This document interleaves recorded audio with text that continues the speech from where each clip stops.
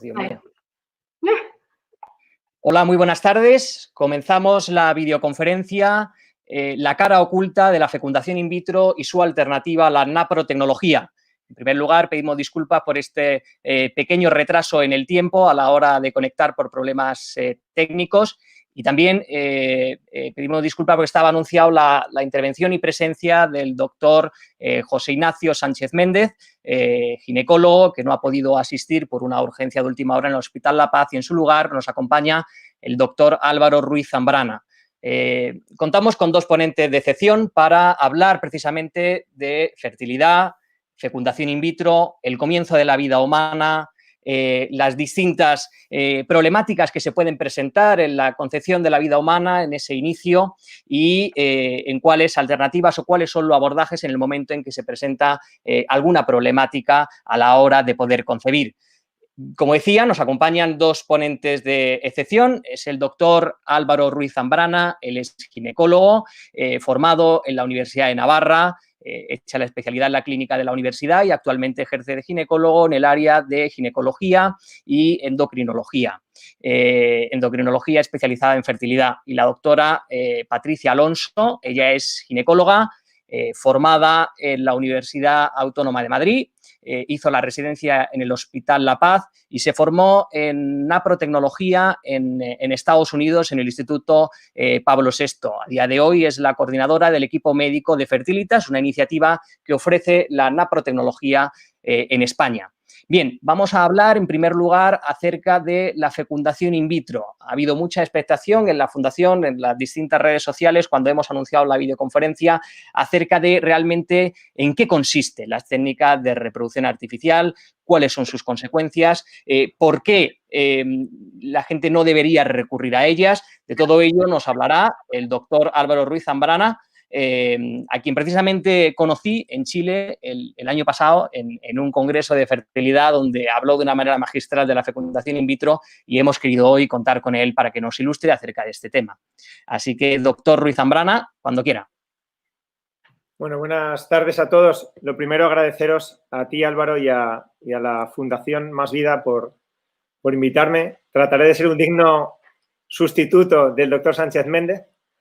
Y, bueno, antes de nada, también quiero pedir disculpas porque no he podido preparar unas diapositivas específicas para esto. He cogido, pues, partes de otras que tenía ya preparadas y espero, bueno, aunque haya un poco de caos, a lo mejor subiendo y bajando, espero poder ilustrar las cosas de manera clara y concreta. Si acaso veis que me desvío un poco o preferís que vaya por otro lado, me vais interrumpiendo sin problema y yo redirijo hacia donde me digáis.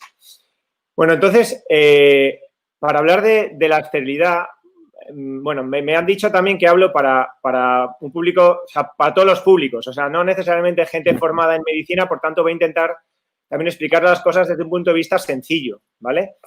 Y yendo un poquito a la base, siempre es bueno tener en cuenta, pues, de lo que estamos hablando, ¿no? El aparato reproductor femenino es complejo, tiene unas relaciones complejas y las cosas que ocurren dentro ocurren siempre,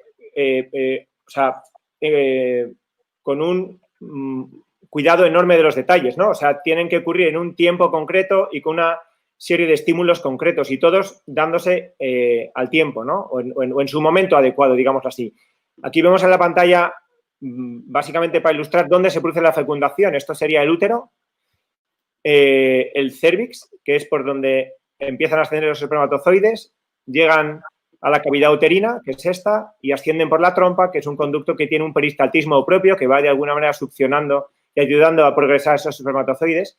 Y en esta zona de aquí, que es la ampolla de la trompa, es donde se produce la fecundación, después de que el óvulo ha salido desde el ovario, que está aquí, y ha recorrido este camino. Tiene que darse aquí, en concreto, no se produce en otro lado la fecundación. Y después de fecundarse, el óvulo y el espermatozoide van por el camino inverso durante los siguientes días, mientras ya ha comenzado la división de las células del embrión, que ya es un ser humano, hasta llegar al útero en torno al sexto o séptimo día, que es donde se implanta en las paredes y ya empieza ahí lo que sería, pues, el desarrollo placentario y, bueno, todo el desarrollo posterior. Pero sí que es cierto que sabemos hoy en día ya por la biología claramente que no hay desde hace mucho tiempo, vamos, que no hay ningún cambio cualitativo desde esos primeros momentos hasta el final del embarazo e incluso hasta el desarrollo posterior del ser humano. O sea, no hay nada más que un cambio cuantitativo en número de células, en tamaño. Es como si comparo a mi hijo de 3 años conmigo. Pues soy más grande, pero somos los dos personas, seres humanos, ¿vale? Bien, hay una serie de procesos que decía, bioquímicos, que tienen que darse para que la fecundación tenga lugar. Esto que ilustra aquí es el moco cervical que hay a nivel del cervix, que la doctora Patricia Alonso, no sé si nos contará algo, pero es una sustancia que tiene que estar presente en los días de máxima fertilidad para que el espermatozoide pueda avanzar hacia arriba por esos canales de moco. Y esta otra imagen es lo que ocurre en los días que no son fértiles, que se encuentra una malla, una red compleja que no puede atravesar. De manera que llegan muchos espermatozoides al óvulo y uno de ellos es el que tiene que conseguir entrar.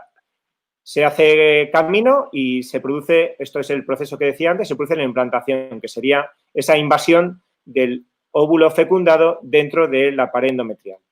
Vale, esto como introducción rápida, porque yo creo que había que hablar de ello. También es importante saber que en la especie humana las cosas relativas a la fertilidad no son fáciles, hemos dicho antes, y los porcentajes, digamos, de fecundabilidad que existe en la especie humana por cada mes son bajos. Hablamos de en torno a un 25 a 30% en el mejor de los casos. Una paciente joven que haga las cosas bien, digamos, y sin ningún problema.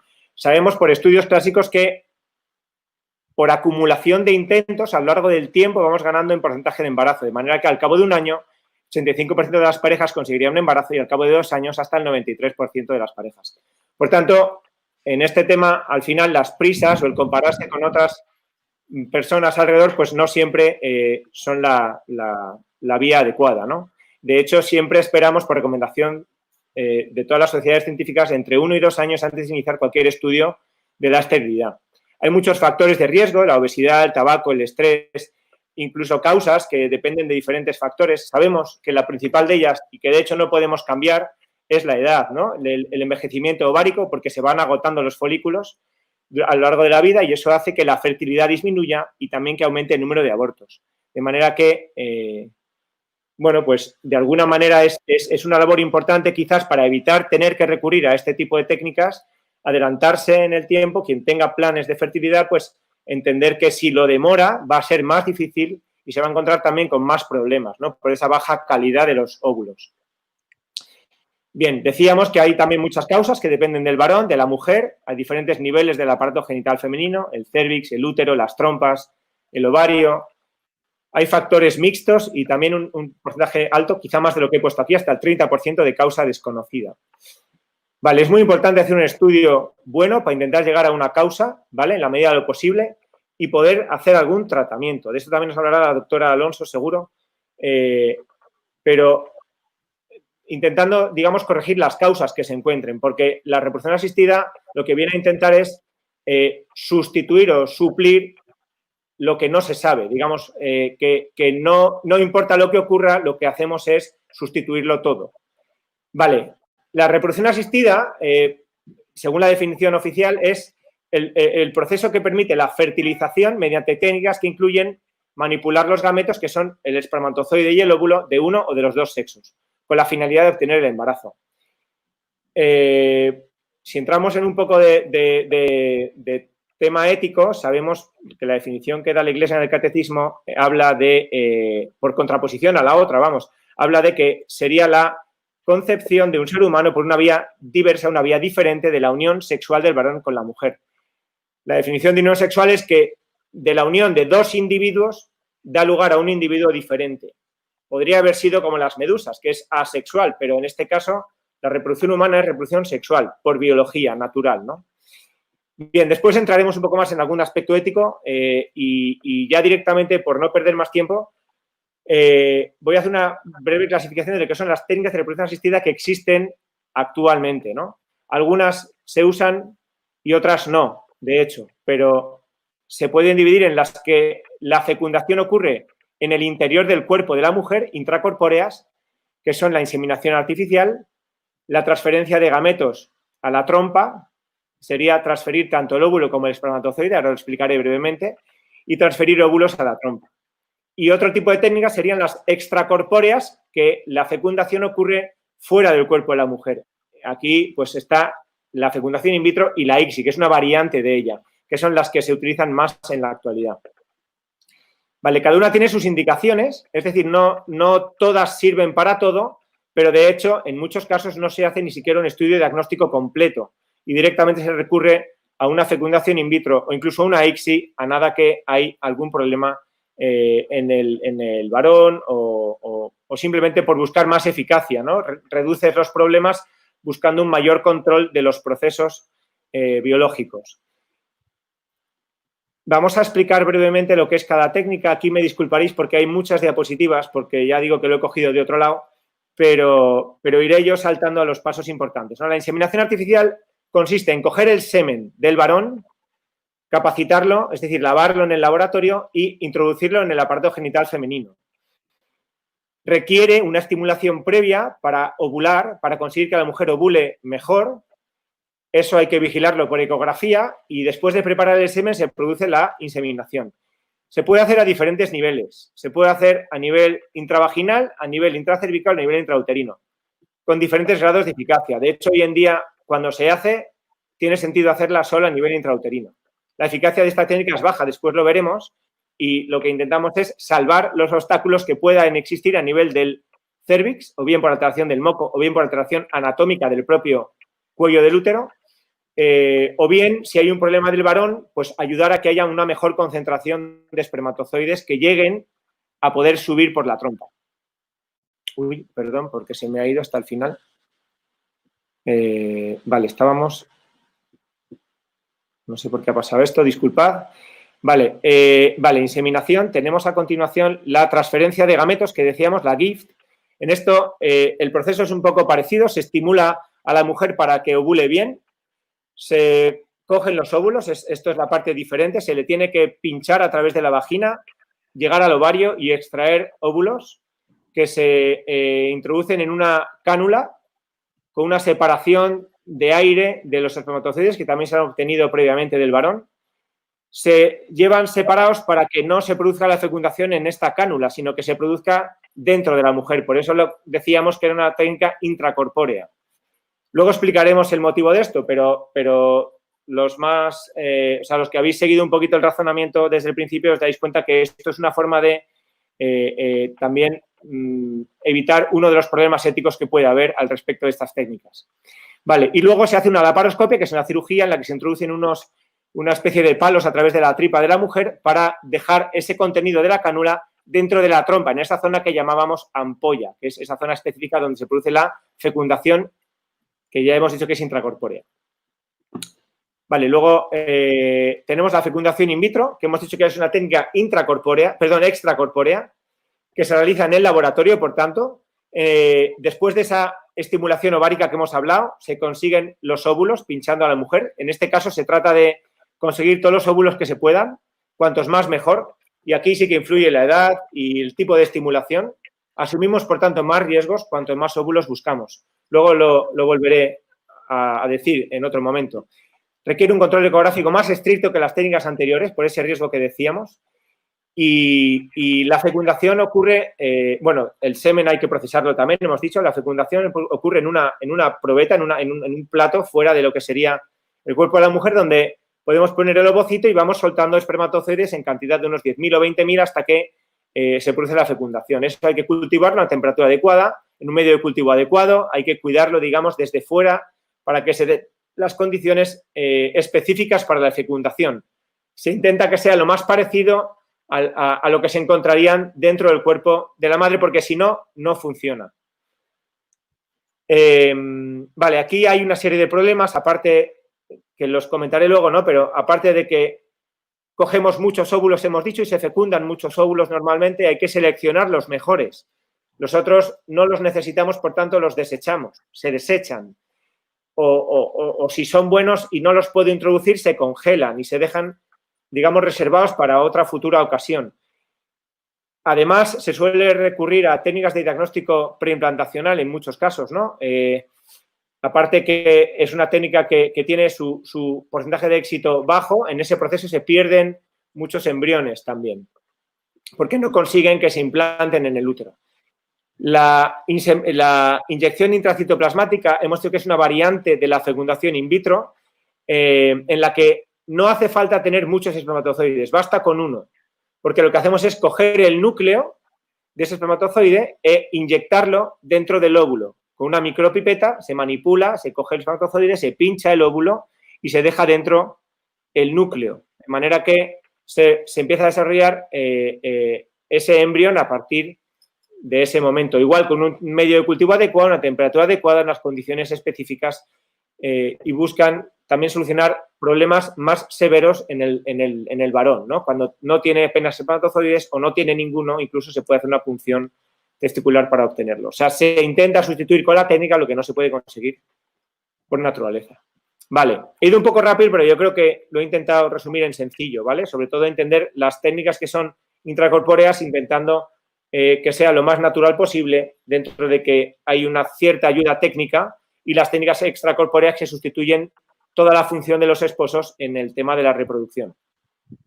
Vale, la eficacia, que yo creo que es un tema importante, que he enumerado en algún momento de las otras diapositivas, es baja, en general es baja. A pesar de toda la tecnología y de que llevamos muchos años desde la primera vez que se hizo esto, no ha superado el 30%. En general hablamos, ¿eh? Cada año se publica un resumen de la eficacia de todos los centros, bueno, de los que lo reportan, porque no todos los centros mandan sus datos a la Asociación Europea de Reproducción Asistida, pero todos los que lo envían en esta sociedad elaboran un informe que tarda unos 3-4 años en salir y el último que se ha publicado de 2020 analiza los datos de 2015. En este informe os he señalado aquí los datos importantes de eficacia en el que se ve que después de una fecundación in vitro, una IVF, el porcentaje de eficacia, bueno, en el 2015, porque aquí lo compara con 2014, ronda el 28,5%. Aquí distingue por aspiración y por transferencia, pero bueno, como veis es muy similar, en torno al 30%, hemos dicho antes, y después una inyección intracitoplasmática 26 y 28 habla, o 33 en el año 2014. Luego son porcentajes bajos, en general. Después de una inseminación artificial, que hemos dicho que es una técnica intracorpórea, que luego entraremos en ello, pero que podría ser aceptable éticamente, el porcentaje de éxito ronda el 7,8%. Luego tampoco es la solución a ningún problema, sería una parte más, digamos, o un tratamiento más en algunos casos concretos, pero no es generalizable tampoco. Bien, además el éxito depende, como decíamos antes, de la edad, para todo. La fertilidad natural depende de la edad y también la reproducción asistida depende de la edad. En parejas con edades jóvenes, en mujeres por debajo de 35 años, el porcentaje es un pelín más elevado, ¿vale? Esto lo que entendemos es, cuando hablamos de fertilidad, en reproducción asistida en concreto siempre hablan de tasa de recién nacido en casa, es decir, que te lleves tu bebé a tu casa, ¿vale? Pues el éxito de eso en mujeres jóvenes ronda el 40%, en mujeres más mayores pues disminuye drásticamente, igual que la fertilidad natural, como decíamos, hasta el 18 a 20%, ¿no? Por encima de los 40 años baja mucho la fertilidad siempre. Vale, son técnicas complejas que requieren una estimulación compleja, que requieren una punción folicular y que requieren una serie de manejo hormonal complicado, ¿de acuerdo?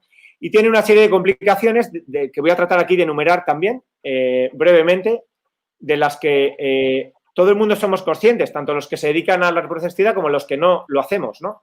Y de hecho yo me encuentro complicaciones en mi práctica diaria que me vienen derivadas de otros centros porque o se implantan muchos embriones de manera que tienen un embarazo múltiple, a veces embarazos dobles o triples.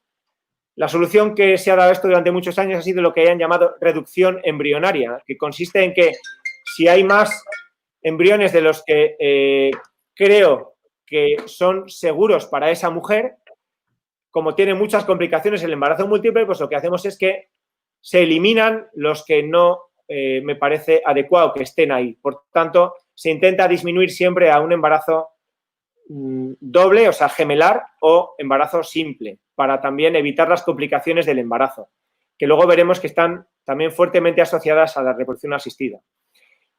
Otra segunda complicación sería la hiperestimulación ovárica, que hemos dicho que hay que estimular el ovario con hormonas a dosis altas para obtener muchos folículos, muchos óvulos, para poder luego fecundar todos los que podamos. Pues de esa estimulación que se hace, en muchos casos resulta exagerada y en un alto porcentaje de casos puede ocurrir una complicación leve y en un porcentaje un poquito más bajo, hasta el 2-3% de complicación grave. De manera que la mujer puede llegar incluso a ingresar en la UCI con un cuadro complejo de pérdida de líquido y deshidratación que puede llevar a un estado de shock, una urgencia grave, una urgencia vital grave. Por tanto, pues todos, digamos, lo tenemos en cuenta. Incluso los que no utilizamos dosis altas, usamos dosis bajas más fisiológicas para una reproducción más natural, también lo tenemos en cuenta, aunque no suele ocurrir de manera grave, pero hay que tenerlo en cuenta porque es importante. Luego hemos visto que hay problemas en el embarazo. Los embarazos conseguidos después de técnicas de reproducción asistida son embarazos más complicados, ya no solo porque sean múltiples, sino porque tienen un alto porcentaje o tienen un riesgo mayor de abortos, de placenta previa, de prematuridad, de preeclampsia, de complicaciones propias del embarazo. Por tanto, son embarazos que seguimos de manera más específica desde el principio y que vamos vigilando estas complicaciones. También las mujeres que consiguen, las parejas, los matrimonios que consiguen embarazos por estas técnicas tienen mayor riesgo de sufrir estrés o frustración. Primero, por causas tan variadas como que cada uno de ellos da importancia de dónde vienen los gametos que se han utilizado, ¿no? Los espermatozoides son míos o son de un donante, los óvulos son míos o son de un donante, puede haber problemas de la pareja incluso, ¿no? Entre ellos por rechazo a esos óvulos o incluso a la propia, o sea, al propio cónyuge, ¿no? Porque el hijo que llevo dentro no es suyo, ¿no? Bueno, cosas de estas pasan y luego la frustración también en caso de no conseguirlo, ¿no? Porque son técnicas, hemos dicho, que no tienen un porcentaje alto de éxito y que mucha gente no lo va a conseguir tampoco, a pesar de que ponen sus esperanzas en ello y al cabo de muchos intentos, pues puede provocar una situación de frustración complicada también, que requiere atención psicológica. Y por último, que también entraré después un poco más en extenso, las técnicas de reproducción asistida se asocian en un porcentaje mayor de casos, digamos, tienen mayor riesgo de producir malformaciones congénitas o incluso alteraciones postnatales en ese niño después del nacimiento, ¿no? Ahora después intentaré volver a ellas porque cada vez los números son más, se van consolidando, hay más metaanálisis al respecto y se le va dando también más importancia incluso dentro del propio mundo de la reproducción asistida. Ahora ya incluso en los congresos se habla de ello porque es una evidencia científica ya. Bien, algunas consideraciones que antes he comentado y que me van a servir para unirlo a algunos aspectos éticos que luego me gustaría comentar brevemente también, hemos dicho que la reproducción humana es una reproducción sexual, por definición. Por tanto, implica que dos individuos en esa unión sexual dan lugar a uno distinto y que se produce dentro del cuerpo de la mujer. Esto va en consonancia con lo que hemos visto de alguna manera que decía la Iglesia, en una definición que podemos decir más moral o más ética que la que se da dentro del mundo de la reproducción asistida, ¿no? Hay que valorar, por tanto, que hay una dimensión corporal, otra dimensión, vamos a decir, espiritual más elevada, ¿no? Que también nos va a afectar, ¿no? Y eso da lugar a las implicaciones éticas, que se pueden resumir dependiendo a lo que afecta dentro de lo que es la relación conyugal, ¿no? Los hijos tienen derecho a venir de una relación sexual de sus padres que han querido tenerlos por amor. Por tanto, todo lo que sea obtener el semen fuera de esa relación o incluso una donación de gametos, el útero de alquiler, incluso los hijos de padres del mismo sexo, ¿no? Pues estarían de alguna manera violando esa relación directa con sus padres, ¿no? Luego, el desecho y congelación que decíamos de los embriones sobrantes, pues al final es un daño a la vida incipiente y en todos los médicos desde que empezamos a ejercer sabemos, porque lo estudiamos y porque lo sentimos así por ley natural, que lo primero es no dañar al enfermo. Es un principio ético en el que se basa toda la práctica médica, en cualquier aspecto, ¿no? Lo primero es no dañar al enfermo y en este caso nuestro paciente es la madre y el feto, por tanto estaríamos directamente atentando contra la vida humana. Por supuesto se manipulan ovocitos, se hace diagnóstico genético preimplantacional que implica en muchos casos más malformaciones de las que decíamos antes. Hay selección de embriones. Sabemos que se producen cambios epigenéticos, que significa que son cambios que se transmiten a la descendencia, son heredables porque generan cambios en el genoma de los seres humanos, que luego se van a transmitir a nuestros hijos y a los hijos de los hijos, ¿no? Por tanto, no sabemos qué repercusiones en el futuro podrá haber de esto que estamos haciendo actualmente, ¿no? La reducción embrionaria es algo terrible. A mí me parece, bueno, yo creo que todos estaréis de acuerdo, ¿no? Si se han implantado 3, por mucho que yo quiera que haya menos, por más seguridad, estaría directamente produciendo un aborto dirigido. ¿Cuál elijo? ¿Por qué elijo ese? ¿Por qué tiene ese menos derecho o menos dignidad que los otros? Son todos problemas éticos que hay que considerar, ¿no? Luego también añadía aquí el otro día, aunque no voy a entretenerme, ¿no? Pues, o sea, ¿por qué la anticoncepción es diferente a la planificación familiar natural? ¿Por qué no es lo mismo solo buscar, o sea, el fin no justifica los medios, ¿no? El fin es importante, los medios también, pero yo puedo elegir mi comportamiento y eso es lo que va a determinar la moralidad de mis actos, ¿no? Y si son éticos o no. Como resumen, puede ser ilustrativo, ¿no? Que no es lo mismo hacer el acto conyugal en un periodo infecundo que tener relaciones, o sea, que hacer infecundas todas las relaciones que yo tenga, ¿no? Mi intención es diferente, por tanto, la moralidad del acto también. Bien, volviendo al tema que nos centraba, los aspectos éticos de la reproducción asistida, hemos dicho que tiene muchos efectos secundarios, las técnicas en sí mismas, que también tiene problemas y yo creo que ha quedado claro, la selección embrionaria. ¿Por qué elijo uno y no otro? ¿Por qué digo que ese tiene más calidad? Porque yo voy por la calle y no voy seleccionando a la gente porque es guapa o fea, alta o baja. Pues en el estadio embrionario es todavía menos evidente los defectos que pueda tener. Y se ha hecho una clasificación de embriones de calidad A, B, C, que se basa básicamente en la probabilidad de que eso vaya adelante. Pero si tiene un 40%, ¿por qué no le estoy dando yo importancia y a otros sí, ¿no? Por supuesto, el diagnóstico genético preimplantacional es importante porque ya no es solo una mujer que tenga un defecto congénito grave que tiene derecho a saberlo y que tiene derecho también a saber si ese hijo lo va a tener, sino la selección de yo voy a concebir un hijo y lo voy a elegir para que sea útil para curar a otro hermano que tenga o incluso porque lo quiero de una determinada manera, un determinado color o, bueno, esto tiene también un trasfondo luego de individualidad, ¿no? O sea, cada ser humano somos único e irrepetible. Si yo me meto en esta selección, estoy atentando contra la naturaleza humana directamente. Los embriones sobrantes, al final, ¿qué se hace con ellos? O sea, se van acumulando por millones y al cabo de unos años incluso la legislación contempla que si la mujer no los ha reclamado, dispone de ellos para investigar o incluso para desecharlos. Por tanto, los congelados los puede utilizar una mujer mientras ella sea fértil, pero si no, se van también a investigar con ellos, ¿no? La reducción embrionaria, ya hemos hablado de ella. Hemos dicho que hay un riesgo enorme de malformaciones, del doble, un riesgo relativo del doble como poco en muchos tipos de malformaciones, que ahora intentaré pasar brevemente por encima, ¿no? Hemos hablado de dignidad del no nacido, ¿no? Porque ya es un ser humano desde el minuto 1 de la fecundación, ¿no? Y hay que respetar esa vida y no dañarla. Y luego, pues, los problemas que supone la donación de gametos, problemas incluso legales que se están presentando hoy en día, ¿no?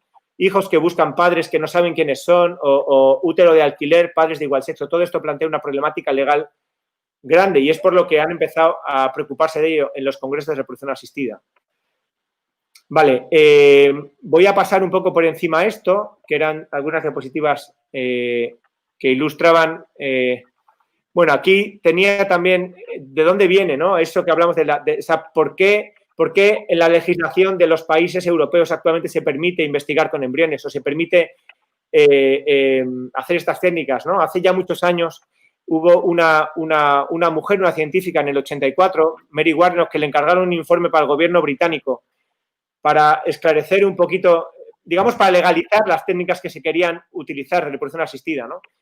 Y lo que hicieron fue, de alguna manera, buscar un límite artificial. Hemos dicho que no hay ningún cambio en el desarrollo embrionario desde el minuto 0 de la fecundación hasta que luego somos adultos y envejecemos en la vida normal, digamos, postnatal. Y se buscó un límite en los 14 días, porque parece que ahí había una diferenciación en algunas células del sistema nervioso, pero que en realidad no hay cambio cualitativo, sino solo cuantitativo, ¿no? Y se definió incluso una definición nueva, previa al embrión, que han llamado preembrión, que no existe y que de hecho ni siquiera aparece en la literatura más que unas cuantas veces. Es una definición artificiosa para justificar luego una serie de técnicas. Esto se contrapone a la encíclica Donum Vitae, que es la base que utilizamos todos los ginecólogos que intentamos hacer fertilidad un poquito más natural y respetando la vida humana y a la persona humana, ¿no? En la que toda la vida humana merece un respeto absoluto, ¿no? Y define un poquito las bases en las que hay que basar lo que hacemos, ¿no? Una fecundación heteróloga o homóloga lo va definiendo, va un poco entrando en cada uno de esos aspectos, ¿no? De manera que permite, de alguna manera, distinguir lo que podemos llamar hoy en día técnicas de ayuda a la fertilidad de las técnicas de reproducción asistida, que serían las que sustituyen o la relación conyugal o incluso la labor de los esposos, ¿no?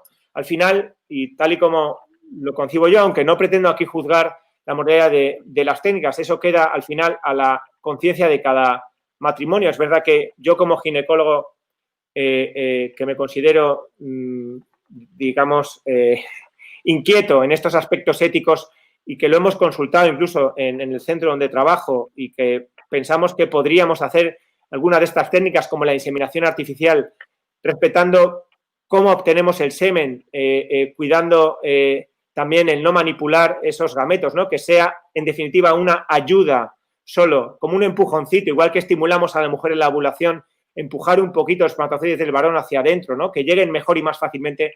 Al final sería, como decimos, una ayuda y no sustituimos a ninguno de los padres, puesto que el semen tiene que venir de la relación conyugal en un tiempo corto, que tiene que haber sido una hora antes, que nosotros no hemos hecho nada más que lavar ese semen e introducirlo dentro, ¿no? Salvando esas cosas, nosotros pensamos que se puede hacer, pero al final, insisto, que las consideraciones éticas quedan a la conciencia de cada uno de los esposos, ¿no? Bueno, y de cada médico al final, o sea, esto no es universal. El que quiera de los médicos de mi departamento podría hacerlo y el que no, no. O sea, aquí no se obliga a nadie tampoco. Bien, y por último, antes de que se acabe el tiempo, perdonad que he ido un poco rápido, pero se me está yendo el tiempo ahí. Hay un relojito que me está poniendo un poco más nervioso de lo normal.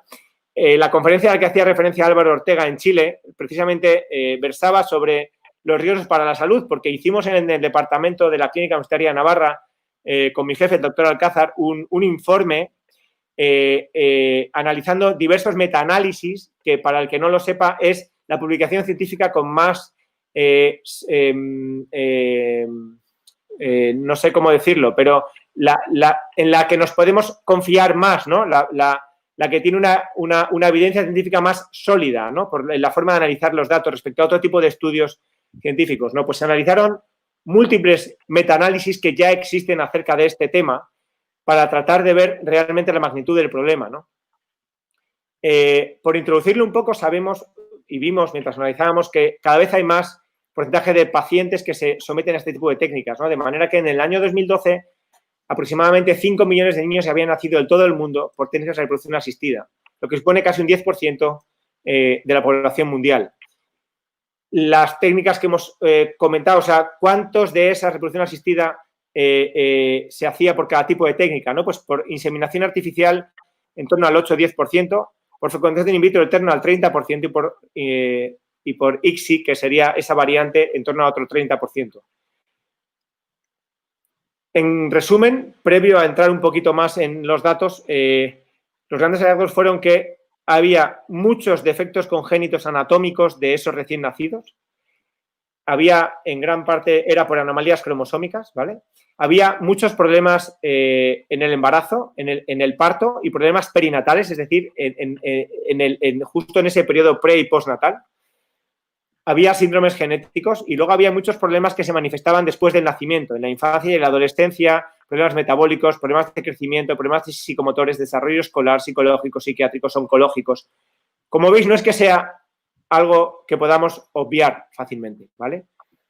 Si nos vamos un poquito a los defectos congénitos, y vamos a hablar aquí de riesgos relativos, significa que no son riesgos absolutos, o sea, no hablamos de que de todos los niños el 10% les va a ocurrir esto, sino es un aumento de riesgo, ¿vale? Respecto al riesgo que ya estaba calculado previamente, ¿no? De manera que el incremento de riesgo, respecto a la fertilidad natural, ¿vale? El riesgo que tiene un embarazo normal de tener un problema de este tipo, si lo conseguimos ese embarazo por reproducción asistida, el incremento de riesgo está entre el 30 y el 70%, es decir, hay un 30% más o un 70% más de riesgo si conseguimos un embarazo por reproducción asistida de que tenga ese recién nacido problemas cardíacos, urológicos y digestivos. Y esto ocurre para todas las técnicas descritas, tanto la FIP como la ICSI, tanto para gestaciones simples como múltiples, tanto para embriones frescos como congelados. Se use la técnica que se use. En cuanto a la gestación, esto es en resumen, ¿vale? No he querido poner aquí datos numéricos porque la verdad que son complejos, pero como veis, se han analizado múltiples series hablamos de millones de embarazos, 2.300.000 en esta serie, 5 millones en esta serie, 2 millones en esta serie, y aquí hablamos ya de problemas del embarazo, ¿vale? Aquí el riesgo, el incremento de riesgo usando reproducción asistida respecto a un embarazo concebido de manera natural está entre el 30 y el 200%. Y son problemas que decíamos de retardo de crecimiento, problemas de prematuridad, de bajo peso al nacer, de parálisis cerebral, incluso de muerte perinatal. Los números son variables según cada uno de esos estudios, pero todos los estudios sucesivos que vamos analizando confirman esos hallazgos. Luego no son algo casual, sino que se han ido confirmando cada vez que se ha vuelto a analizar. En cuanto a los problemas cardiovasculares, que son unos de los que más preocupan, obviamente, pues se ha visto mayor presión arterial, peor función cardíaca, engrosamiento de la capa íntima de la arteria aorta, carótida, la sería arteriosclerosis, incluso más predisposición a problemas cardiovasculares en la edad adulta.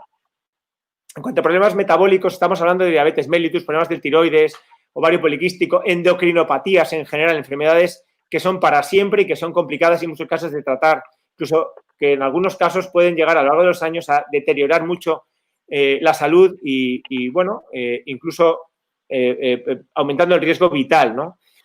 Y luego otros problemas como pueden ser pulmonares, genitourinarios, infecciones, epilepsia, crecimiento, problemas psicológicos, incluso desarrollo psicomotor, cognitivo, autismo, TDAH, cáncer, hablamos de problemas de cáncer hematológico, retinoblastoma, sistema nervioso central. O sea, vemos que está presente en todos los órganos y sistemas del organismo, no solo a nivel aislado en un órgano concreto. Y luego, pues, hablamos de la impronta genética antes, hablamos de la epigenética, que es una de las consideraciones más importantes que debemos hacer, ¿no? Porque también se ha visto un aumento en los síndromes genéticos. Y cuando se buscan las explicaciones posibles, aparte de los problemas de esterilidad que pueda tener esa pareja, se han visto alteraciones en la metilación del ADN, o sea, problemas que cambian los genes, cambian el genoma, y eso es lo que luego se puede heredar. Problemas asociados, por tanto, a la descendencia, cambios epigenéticos, que pueden derivar, no lo sabemos realmente, de la manipulación hormonal que se hace, de los propios medios de cultivo, de la manipulación que se hace a nivel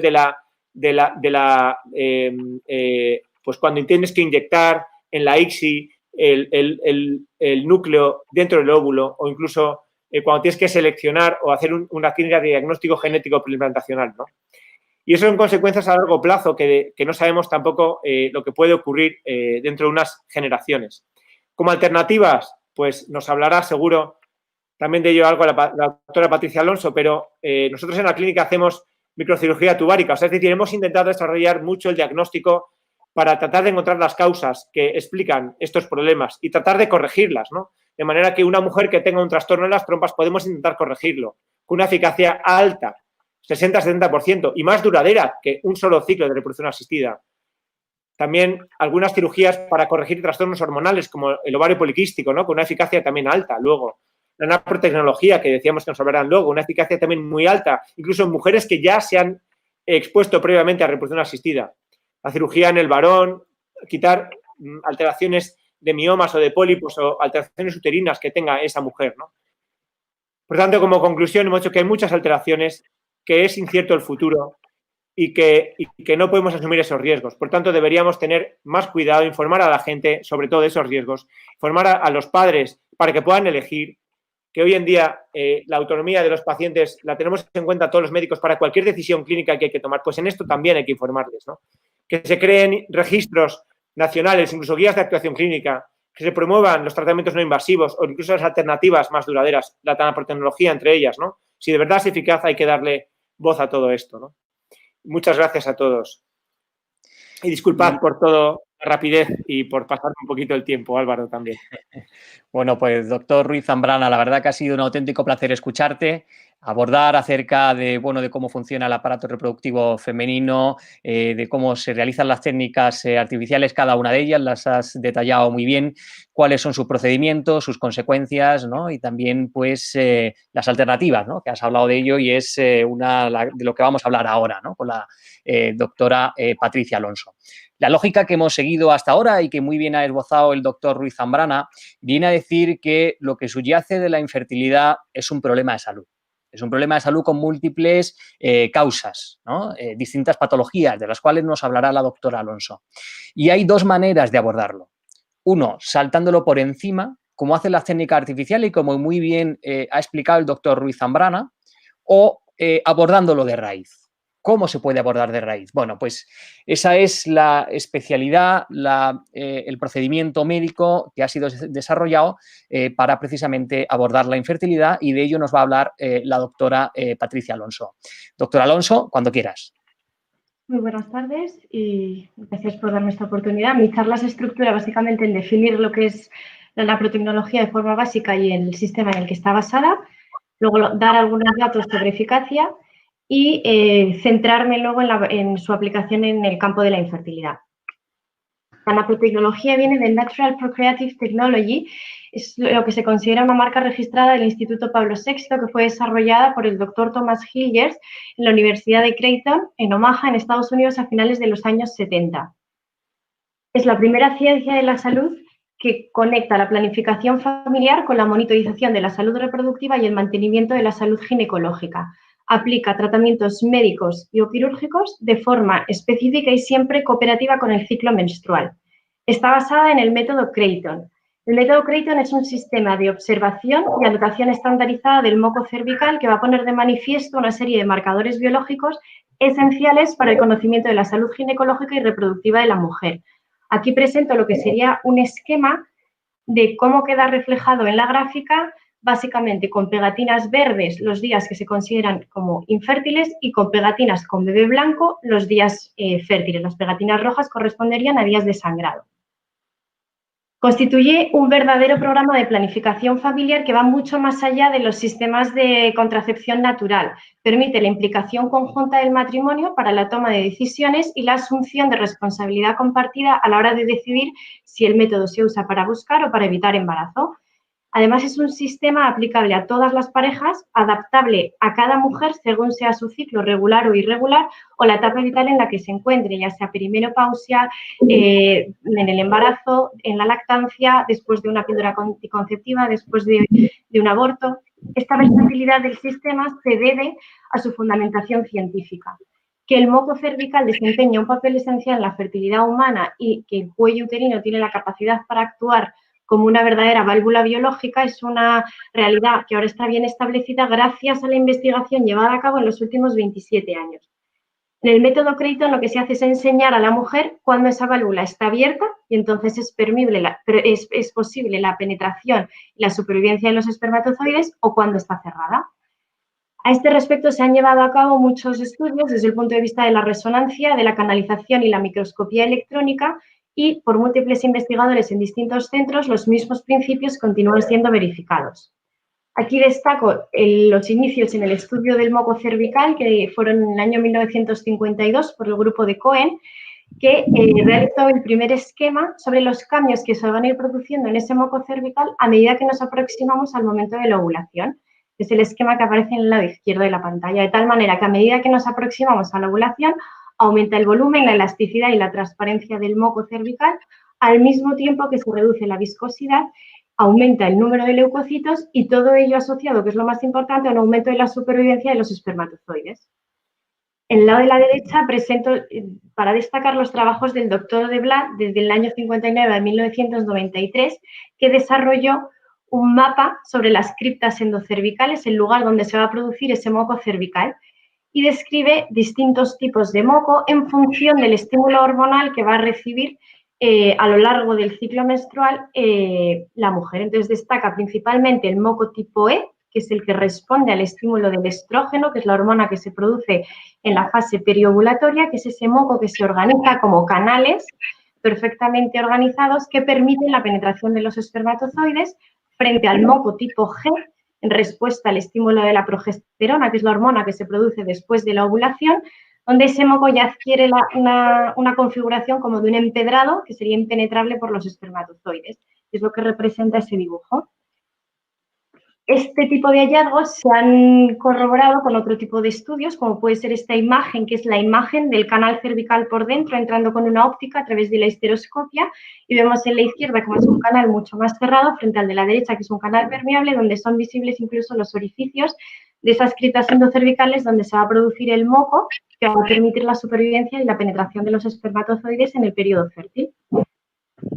Estos otros dibujos también son esquemas donde se trata de presentar de forma muy gráfica cómo el moco va a ir cambiando su aspecto, su configuración, desde el dibujo A en la izquierda hasta el D, donde tiene una organización perfecta en auténticos canales o autopistas, donde vemos en la derecha, en una imagen mucho más ampliada, donde es posible el paso de los espermatozoides, ¿no?, en los días fértiles.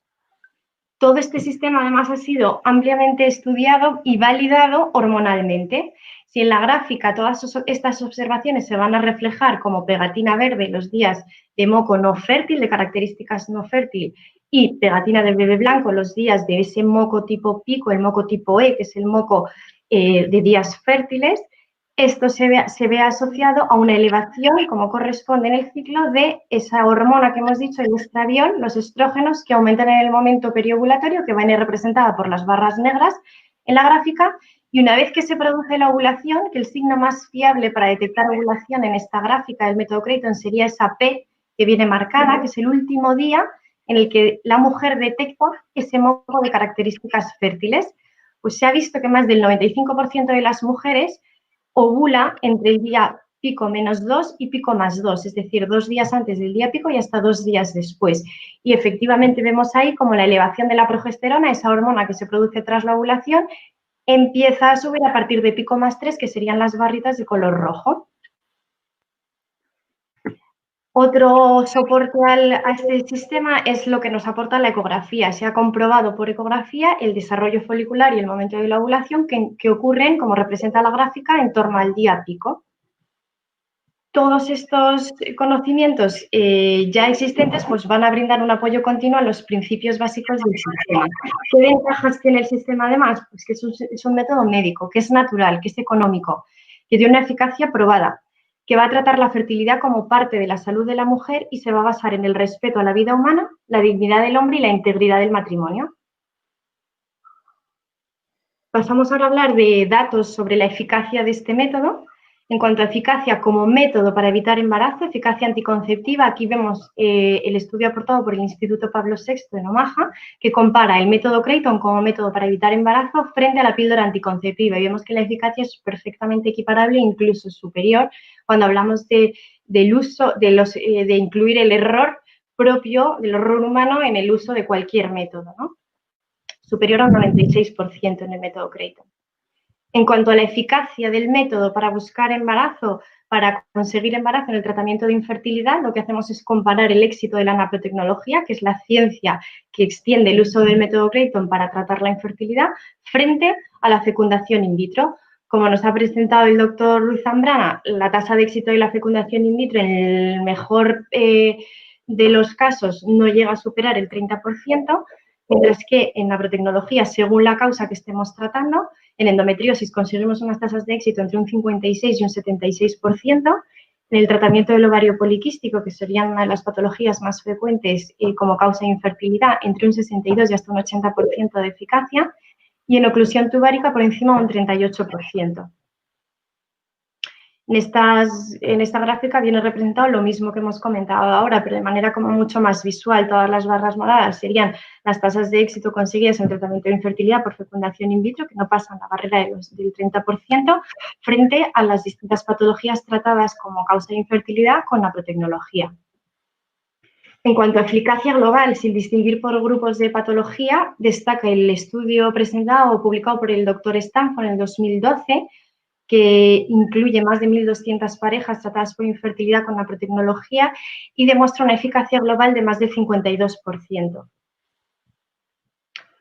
¿Cuál es la diferencia fundamental para conseguir estas diferencias de éxito frente a las técnicas de reproducción artificial? Lo que hemos explicado desde el principio, que la naprotecnología va a considerar la infertilidad como un problema de salud y va a ir a buscar el origen, la causa subyacente, para tratarlo de forma específica, dirigida, de forma individualizada, siempre cooperando con el ciclo menstrual, de tal manera que va a conseguir muchas veces un tratamiento definitivo, curativo o por lo menos mucho más duradero a largo plazo, porque va a tratar el origen y la causa del problema. La verdad que permite aportar una solución real a un problema real. Con la naprotecnología ha sido posible extender el uso del método Creighton a la posibilidad de diagnóstico y tratamiento de distintas condiciones ginecológicas, y con la investigación probablemente continúe su expansión. Aquí hay una lista de todas las condiciones ginecológicas que se pueden beneficiar del tratamiento con naprotecnología, en concreto destacar pues, el ovario poliquístico, el síndrome premenstrual, la depresión posparto, que aporta una eficacia de este tratamiento superior al 80 o 90%. Centrándonos ya en el abordaje de la infertilidad, que es lo que nos ocupa en esta charla, como hemos dicho que el éxito va a ser ir a buscar el origen del problema para tratarlo de forma específica, la naprotecnología va a tratar de hacer un estudio diagnóstico muy exhaustivo y con ello consigue reducir el porcentaje de casos de infertilidad de causa desconocida, que llega a ser superior a un 40% en el abordaje convencional, con técnicas de reproducción artificial, a menos de un 1%. Posibles factores o causas de infertilidad que se diagnostican en el abordaje o en el estudio diagnóstico de naprotecnología: causas hormonales, ya sea de origen central, de origen periférico, fallos en la ovulación detectados por ecografía, patología, o sea, lesiones físicas, lesiones orgánicas que se detectan o bien por pruebas de imagen o incluyendo el abordaje diagnóstico de forma quirúrgica, la laparoscopia, la histeroscopia, incluso déficits inmunitarios. Ahora os voy a explicar un poco de forma esquemática cuál sería el abordaje o el proceso de atención convencional de una pareja que acude por infertilidad en el proceso de naprotecnología. En primer lugar, bueno, se analiza cuál es la situación de la pareja y se procede a lo que sería el estudio básico, que incluiría el estudio del factor masculino con este minograma, y en función de los resultados que salgan se hará estudio analítico con perfil hormonal, exploración y pruebas de imagen por parte del servicio de urología y estudio del factor femenino. Lo primero que se hará es aprender el método Creighton, porque es el sistema que hemos dicho en el que se va a basar la naprotecnología, tanto para prescribir pruebas diagnósticas como para aplicar tratamientos de manera dirigida. Solo con la gráfica ya se van a poner de manifiesto muchos marcadores biológicos que nos van a dar idea de cuál puede ser el origen subyacente de ese problema. Aquí os pongo un ejemplo en la primera línea de lo que sería una gráfica muy sugestiva de infertilidad, solo con hacer la gráfica. Como vemos, prácticamente no hay pegatinas de bebé blanco, son casi todo el ciclo pegatinas verdes, es decir, no se detectan días de moco fértil. Esto es un claro signo de infertilidad.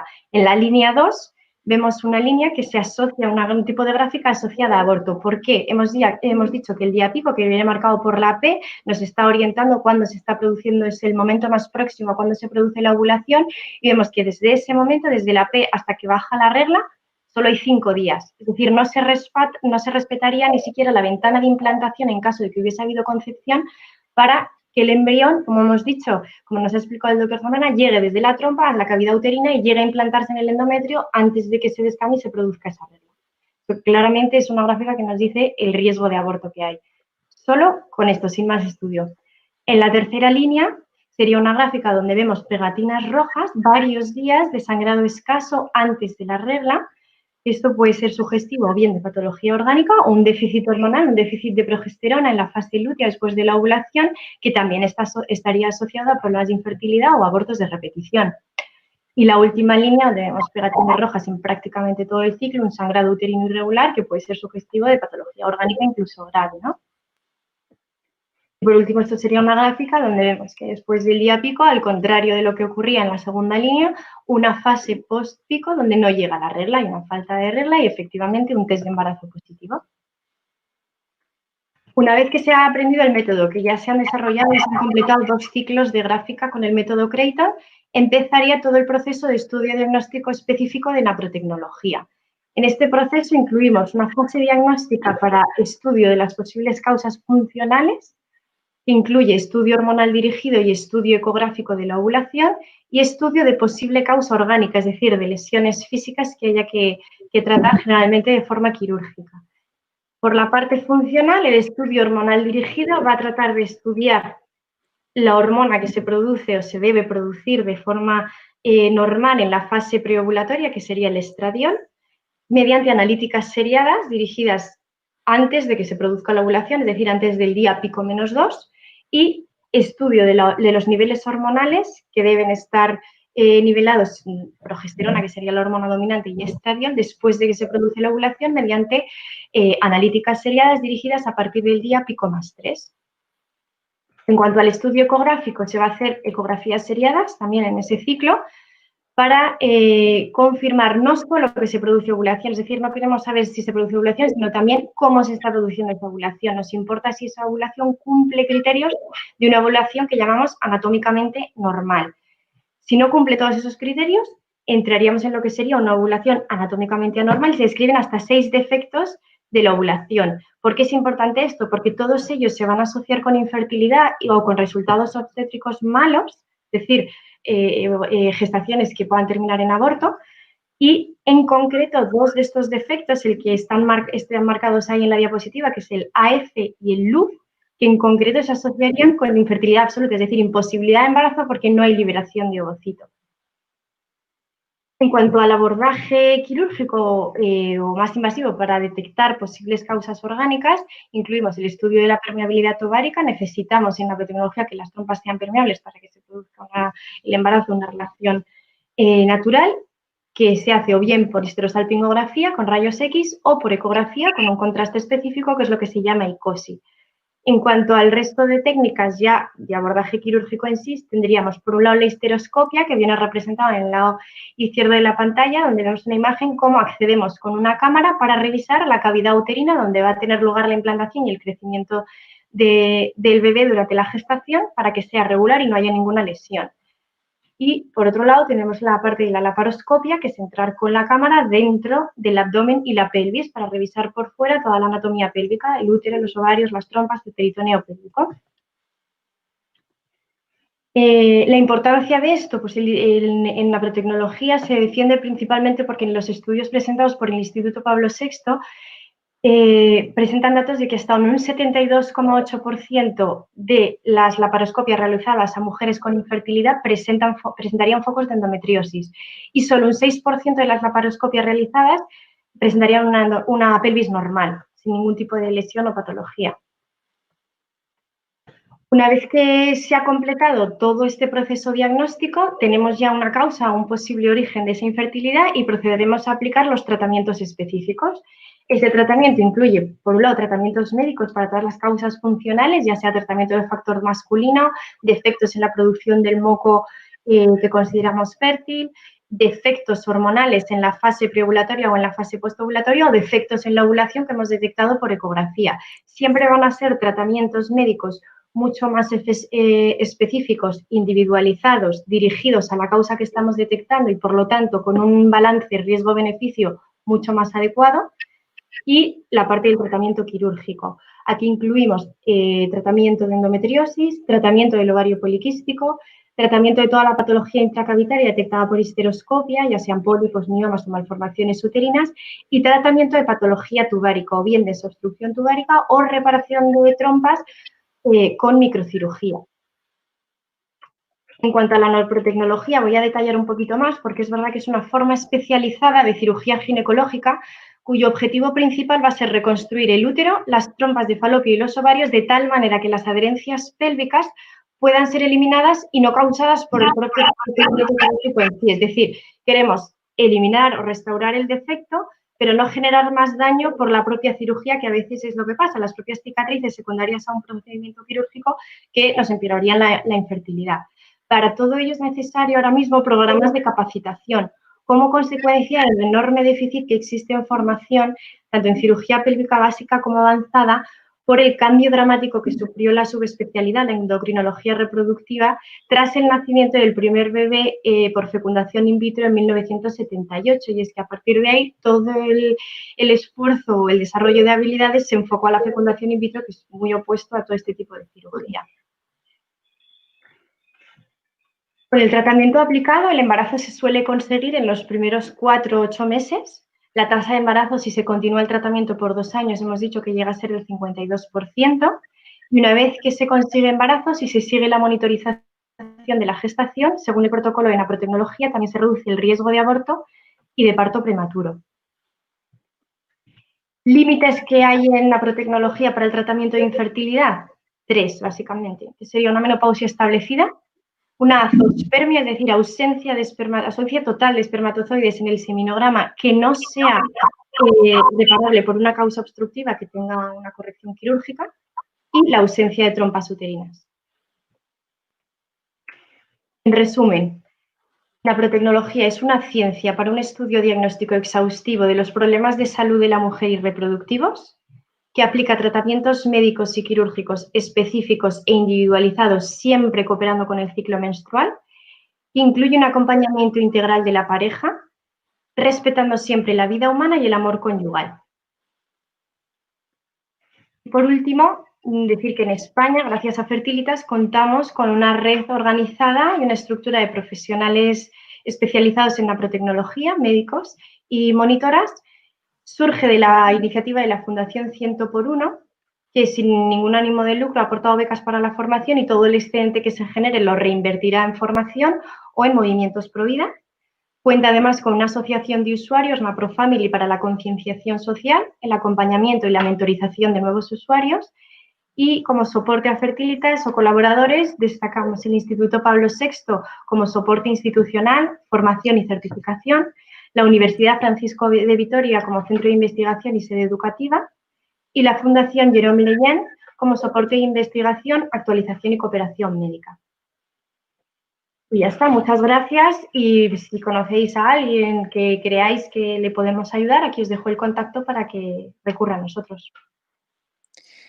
Bueno, pues muchísimas gracias, doctor Alonso, por también tu fantástica intervención y podernos comentar, explicar de una forma muy detallada y también ilustrativa acerca de cómo funciona la naprotecnología, ese abordaje que hablábamos que va al origen del problema, va a hacer todo ese estudio diagnóstico que has comentado, ¿no? Para ver todas las causas que se están produciendo dentro de la salud de la persona y que está afectando a su fertilidad, y que se va a tratar de una manera exhaustiva, ¿no? Hemos visto cómo tiene todas esas pruebas diagnósticas muy dirigidas, concretas, en determinados días del ciclo, y luego también tratamientos dirigidos, que son lo que permite realmente la eficacia, ¿no? Hemos tenido esas dos contraposiciones, las técnicas artificiales que ha comentado el doctor Ruiz Zambrana, y por otra parte ese abordaje ginecológico avanzado que desemboca en la naprotecnología, desarrollado por el doctor Thomas Hilgers, que ha comentado la doctora Patricia Alonso.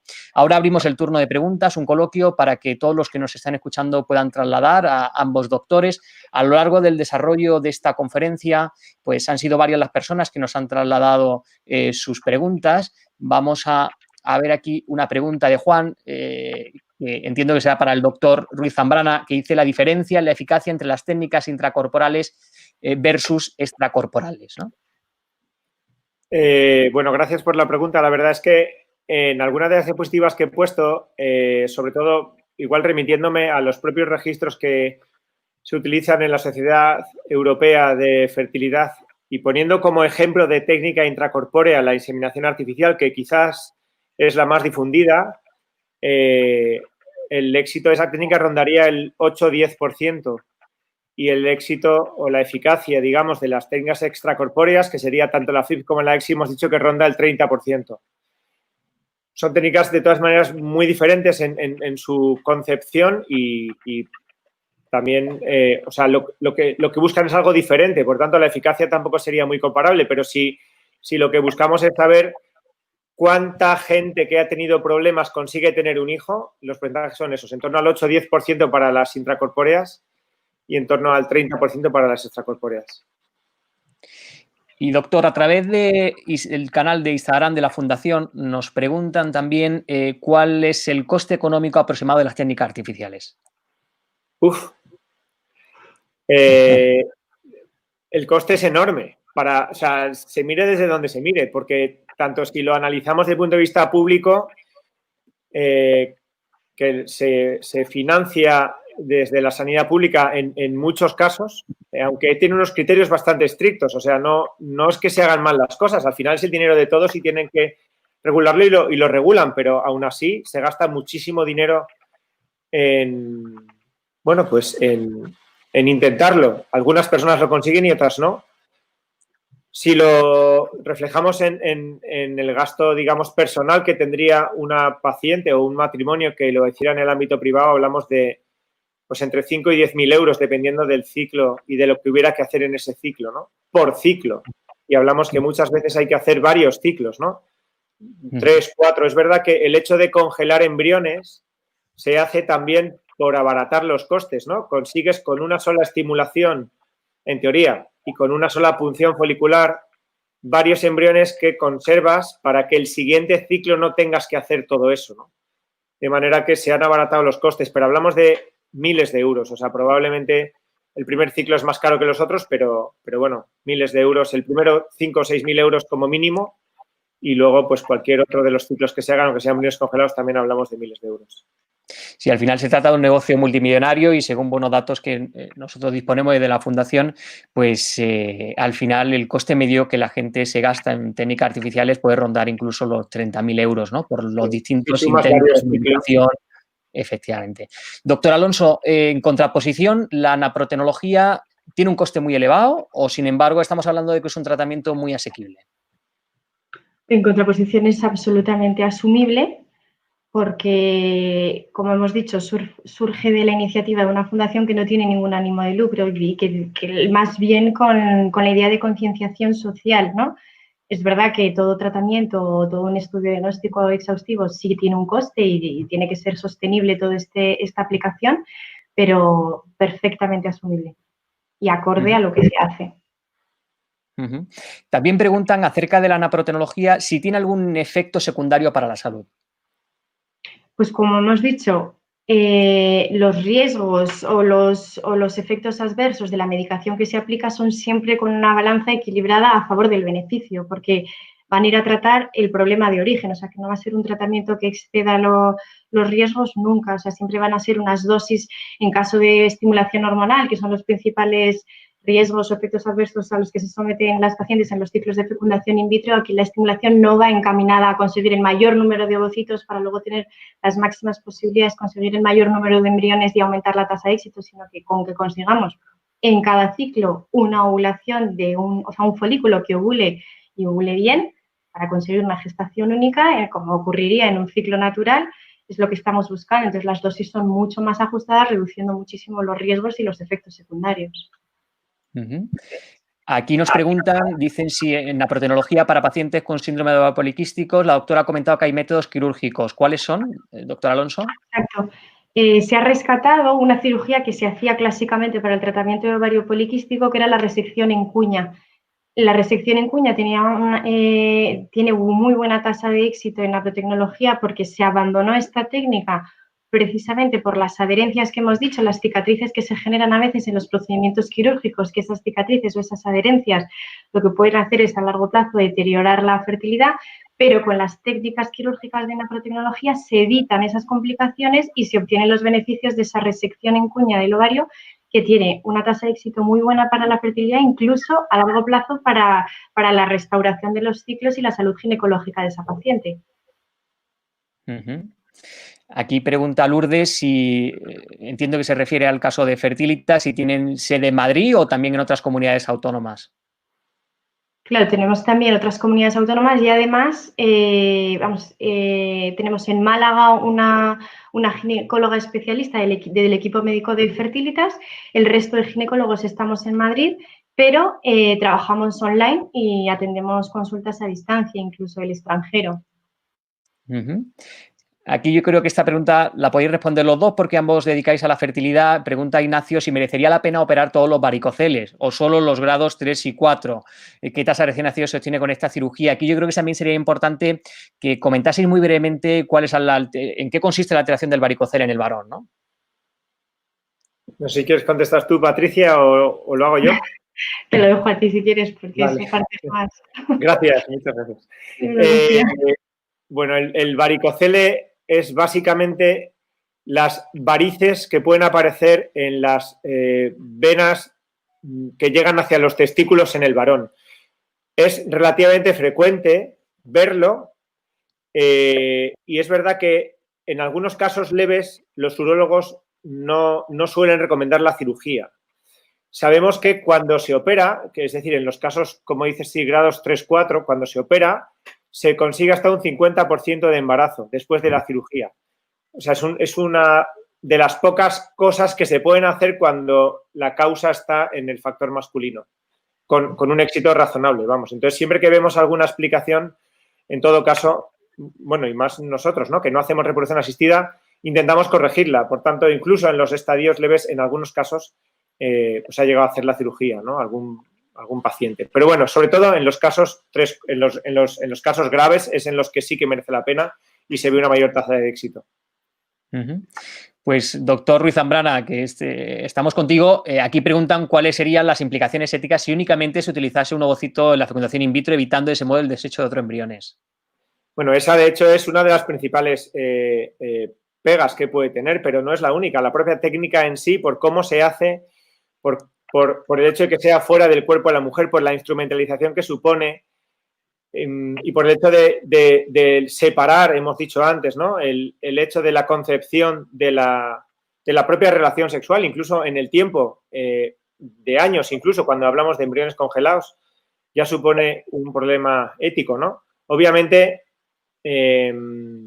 bueno, hoy en día, de hecho, en la mayoría de los hospitales y los centros de reproducción asistida más serios se está tendiendo a reducir el número de embriones que se fecundan y, de hecho, reduciendo el número de embriones que se implantan, ¿vale? Y en algunos casos incluso implantan solo uno, vamos, hoy en día. Pero una cosa es que no se desechen y otra que los que quedan congelados también presentan problemas éticos después, por un lado.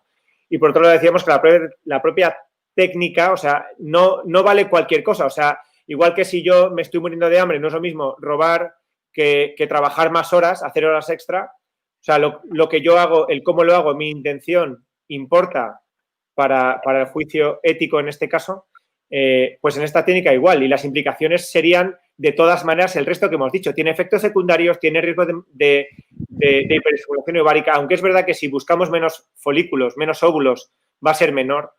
Estamos produciendo también más defectos en el recién nacido. De hecho, no sabemos realmente a qué se atribuye y las explicaciones son diversas, ¿no? He enumerado alguna antes en la presentación, pero no sabemos si es por la propia estimulación hormonal, si es por la técnica en sí, si es por el diagnóstico genético que se hace, si es por la punción del óvulo y al final todo eso también genera fallos en el proceso reproductivo que generan defectos congénitos, ¿no? Tanto, hemos dicho, en el recién nacido a nivel anatómico como en el desarrollo posterior y que se pueden heredar luego a la descendencia. Por tanto, las implicaciones éticas son múltiples de todas maneras, ¿no? Aquí pregunta Adriana, cuando el óvulo está envejecido de mala calidad, ¿qué recomiendan? Nosotros, desde el punto de vista que tenemos en la clínica, es verdad que intentamos mejorar lo que hay. O sea, no hacemos reproducción asistida, por tanto, no vamos a sustituir nada. Intentamos dar una serie de vitaminas o una serie de estimulación hormonal que intente mejorar en el tiempo adecuado, las dosis adecuadas de hormonas para mejorar la ovulación, ¿no? Siempre buscamos la ovulación única, ¿no? La monoovulación, como decía la doctora Alonso, dentro de la naprotecnología. Pero es verdad que esas son las cartas que tenemos. O sea, es decir, no se puede cambiar. Intentamos acompañar a la paciente explicándole las cosas y ayudarle en mejorar las cosas que por naturaleza podemos mejorar. Pero es verdad que el factor edad, el factor envejecimiento ovárico es una limitación enorme, ¿no? Desde el punto de vista de la naprotecnología, no sé si, Patricia, vosotros podéis hacer alguna cosa diferente, algún tipo de... No, o sea, yo creo que ni desde el punto de vista de la naprotecnología ni de las técnicas de reproducción artificial frente a la calidad ovocitaria, la edad, no se puede hacer nada, es hasta donde podemos llegar, ¿no? Y de hecho ahí es donde el límite también de las técnicas de reproducción artificial que ya se pasan a otro nivel y aconsejan la ovodonación, porque es que no hay nada que hacer, ¿no? Y de hecho yo creo que ahí es precisamente también cuando la tasa de éxito de las técnicas de reproducción artificial es que es equiparable a una gestación por un ciclo espontáneo, ¿no? Porque donde no hay no se puede sacar de ninguna manera. Y aquí sí que yo creo que hay, de hecho, bastante más beneficio en un embarazo conseguido de manera natural, porque la propia selección natural va a ayudar a reducir todos esos riesgos añadidos de la técnica de reproducción artificial que ya se suman a la calidad ovocitaria mala, y Claro. el soporte médico en la biotecnología, por lo menos, ayudará a que eso, si se consigue, tenga mejor término, ¿no? Es también muy frecuente, hablando de la calidad del óvulo, en la baja reserva ovárica, ¿no? Y mucha gente está preocupado por ello, ¿no? Lo que pasa es que yo, a mi entender, y ustedes me corregirán, que sois los expertos, que al final, en estos abordajes que estáis hablando de fertilidad natural y de naprotecnología, no es tan importante la baja reserva ovárica como lo es en la fecundación in vitro, porque al fin y al cabo lo que necesitáis es el óvulo que produce la mujer de manera natural al mes, ¿no? Hombre, yo creo que la baja reserva ovárica siempre es un factor de mal pronóstico para tratamiento de infertilidad porque, pues claro, o sea, siempre dificulta las posibilidades de éxito de cualquier tratamiento, pero lo que acabo de decir, con que consigamos que la poca reserva que haya se consiga una ovulación, que mejoremos la calidad de esa ovulación con un tratamiento ajustado, vamos a tener más posibilidades de éxito, está claro. Y al final perdón. Al final hay que tener en cuenta que el concepto que decías es el mismo, ¿no? Cuando hablas de baja reserva ovárica, lo que implica la baja reserva ovárica es que los óvulos que quedan son de baja calidad, porque son los que quedan. Los otros ya han ido ovulando los años anteriores, ¿no? Entonces, para nosotros, como decía la doctora Alonso, es que es el mismo concepto, ¿no? Es un límite natural que no se puede cambiar solo con la donación, como decía antes, en la reproducción asistida, pero intentamos, dentro de ese acompañamiento, mejorar lo que hay en la medida posible con alguna vitamina, alguna ayuda hormonal, pero que para que ese óvulo que salga, como dices tú, Álvaro, si puede ser fecundado, pues que se fecunde en las mejores condiciones posibles. Efectivamente, ¿no? Aquí, doctor Alonso, hay una persona que nos está siguiendo que dice que tiene 32 años y que lleva un tiempo con la naprotecnología, que se está pinchando para la fase post-pico progesterona, pero que al hacerse el test de la ovulación siempre da negativo y no sabe qué hacer. Bueno, es que no conozco el caso. La información que me da sí es un poco limitada. Habría que ver la gráfica, habría que ver el estudio ecográfico de ovulación, porque nosotros, más que test de ovulación, lo que nos guiamos es verdaderamente por una confirmación de ovulación por ecografía y luego el control analítico hormonal. O sea, una vez que ponemos tratamientos después de haber llegado a un diagnóstico, es verdad que luego en los ciclos sucesivos hay que ver cómo se responde a esa medicación, que conseguimos la respuesta que queremos y vamos haciendo controles analíticos, controles ecográficos para hacer modificaciones o ajustes un poco en función de la respuesta. En tu caso en concreto, pues me gustaría poder tener más información y ayudarte, pero con lo que me dices es un poco limitado, la verdad. Sí, entiendo que en este caso lo que se necesitará es una reevaluación del caso, ¿no? Para poder ver qué otras actuaciones se pueden acometer. Hay algo ahí que está fallando, ¿no? En la ovulación. Aquí comenta Irene que le gustaría saber si con pruebas de fertilidad que realiza la Seguridad Social se descarta la endometriosis. En general no. En general van a las cosas básicas. Es verdad que hay veces que la endometriosis puede diagnosticarse por ecografía. Si se ve algo en la ecografía, obviamente lo diagnostican. Y además hay muy buenos médicos a Seguridad Social. O sea, no estamos hablando de gente, bueno, que haga las cosas mal. O sea, ellos hacen una ecografía en casi todas las mujeres y si ven algún indicio de ello, obviamente lo diagnostican y lo tratan antes incluso de plantear la fertilidad. Lo que pasa es que a veces van como por vías excluyentes, ¿no? El tratamiento de endometriosis en algunos casos no se lleva bien con mantener la fertilidad. Si es una endometriosis grave, severa, que afecta lo que llamamos endometriosis pélvica profunda, pues el propio tratamiento, si intentas quitar toda la enfermedad, puede dañar las trompas o puede dañar el aparato genital, de manera que bueno, pues el punto no es tanto el diagnóstico como el cómo tratarlo, ¿no? Intentando respetar dentro de lo que se pueda, pues todo lo que por naturaleza tiene que funcionar para que se dé la concepción.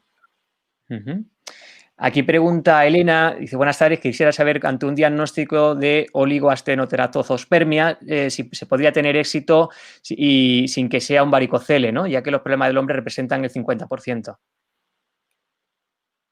La verdad es que ha puesto el peor de los diagnósticos o de los peores. O sea, es verdad que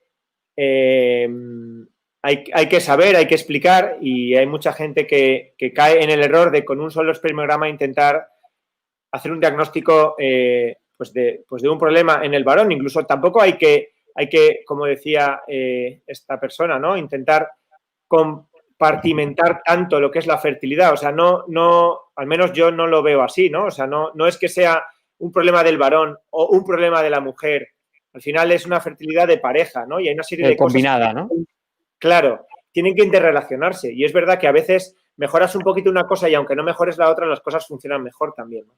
En este caso concreto, decíamos que un solo espermiograma no significa que sea un diagnóstico definitivo. De hecho, hay algún estudio en el que se ha demostrado ya que si haces un espermiograma semanal a una misma persona durante varios meses, durante varias semanas seguidas, ¿vale? Al final tienes 10 o 15 espermiogramas hechos semanalmente, los resultados son dispares. Unos serán buenos, otros serán malos, mejores, peores. Y al final, de hecho, en el diagnóstico intentamos siempre tener más de un dato, ¿no? En el diagnóstico del varón, que se hace al tiempo que el de la mujer y que se hace en consonancia. Y ahí cobran relevancia algunas técnicas que ponen en común el óvulo, o sea, lo que serían los espermatozoides y el aparato genital femenino, el test postcoital, ¿no? Intentando ver la relación entre ellos.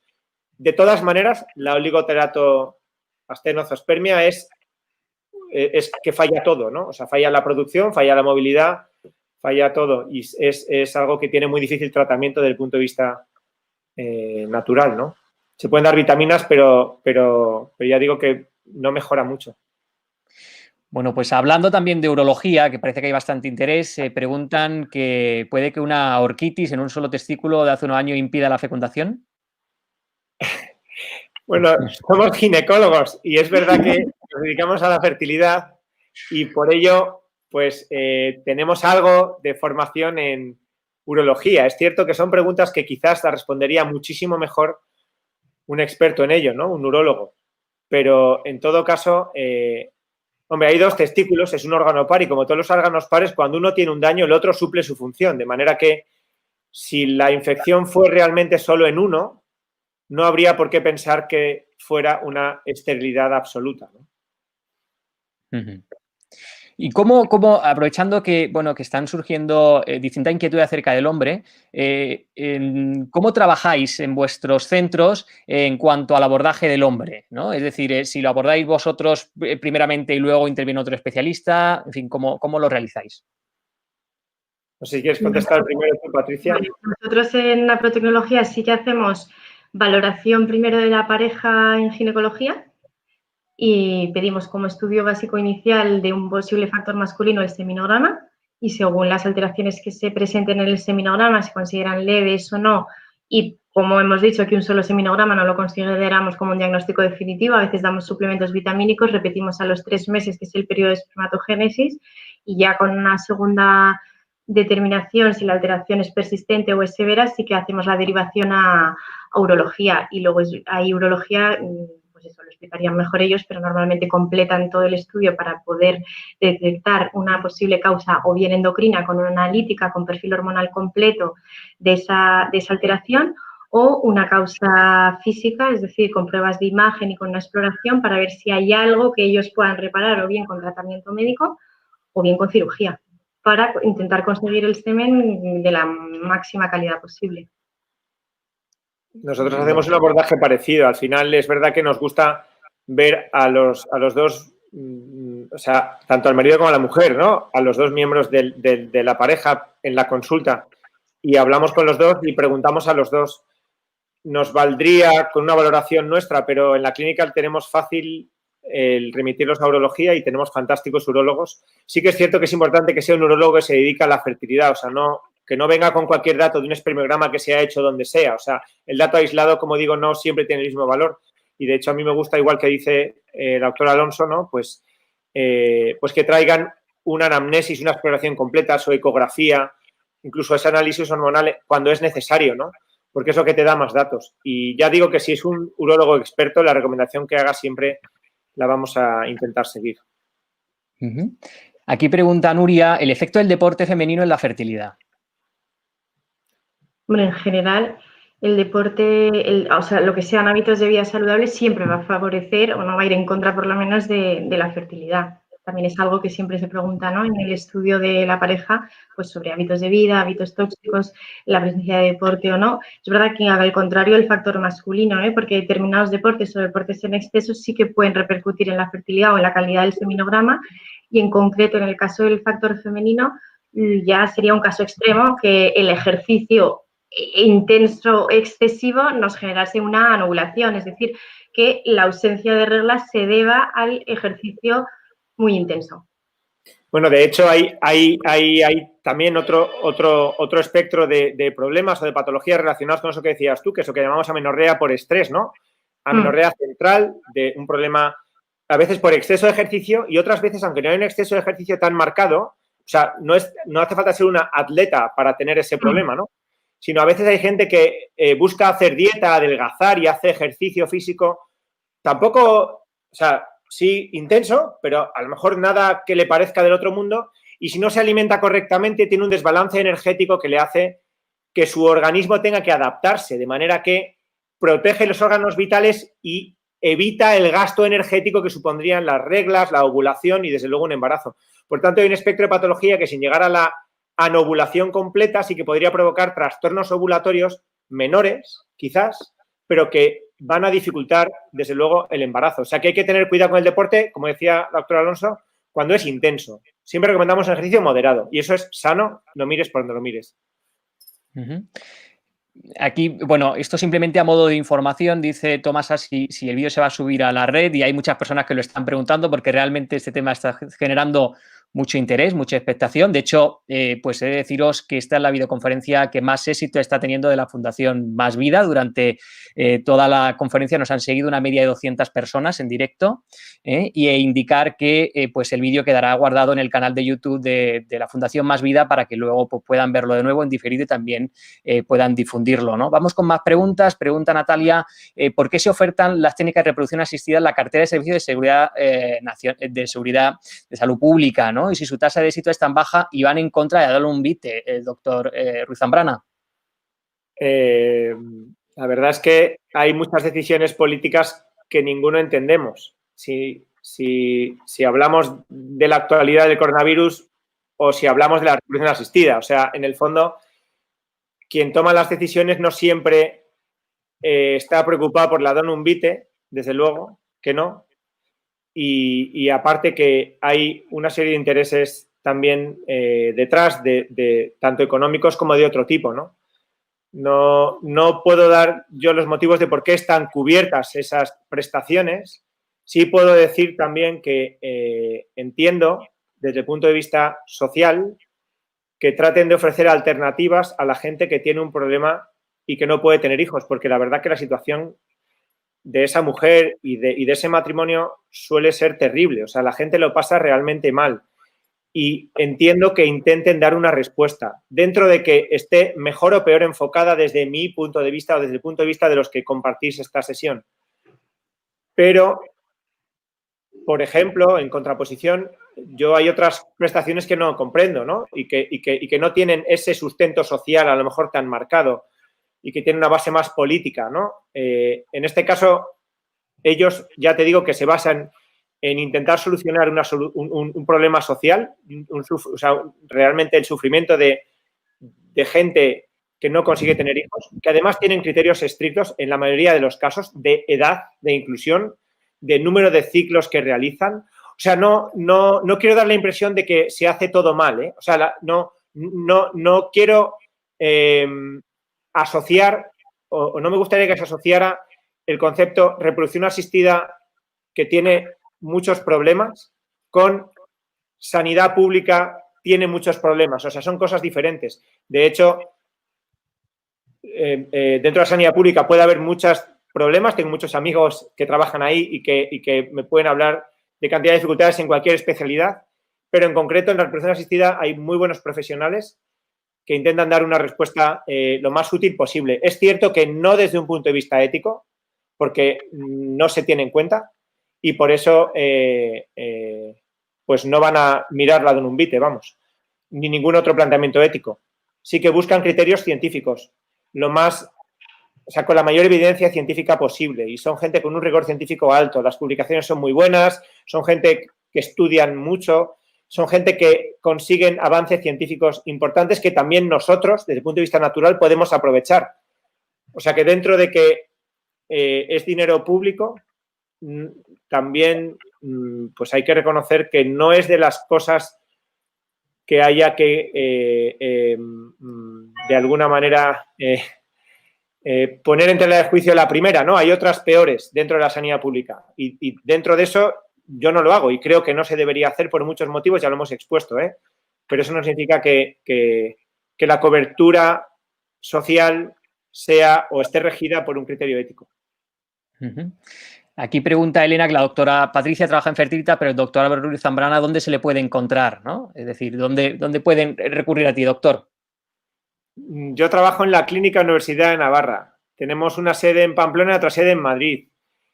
Y, bueno, la verdad es que vemos gente con todo tipo de patologías, y dentro de la fertilidad específicamente hay 2 personas que nos dedicamos a ello y tratamos pues todo tipo de patologías. O sea que, bueno, pues Clínica Universidad de Navarra es la respuesta.